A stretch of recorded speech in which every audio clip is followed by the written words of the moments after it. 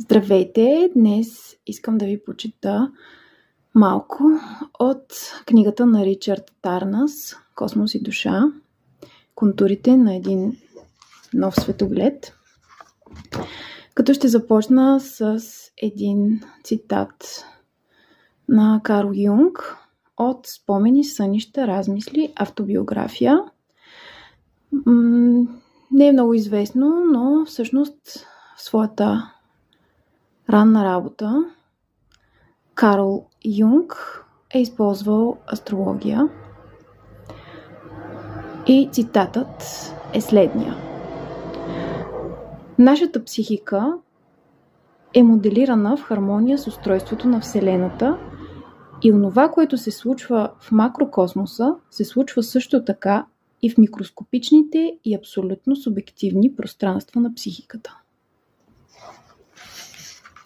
Сега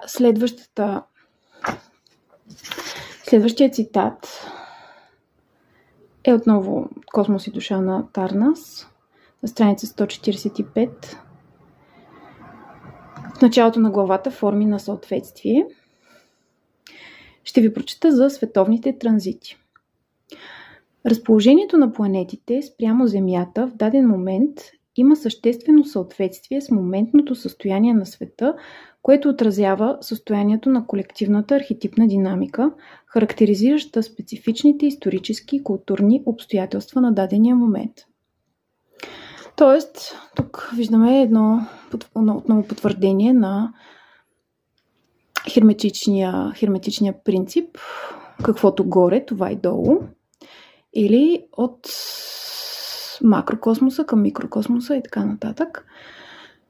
Искам да ви споделя за това, че Уран сега през юли месец ще навлезе отново в Близнаци, където е бил преди 84 години.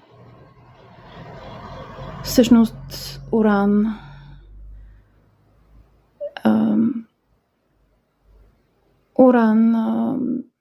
транзита на Уран през всеки един знак отнема около 7 години, така че точно преди 84 години Уран е бил в Близнаци. Сега отново ще бъде в Близнаци. Всъщност точно преди 84 години е периодът на Втората световна война.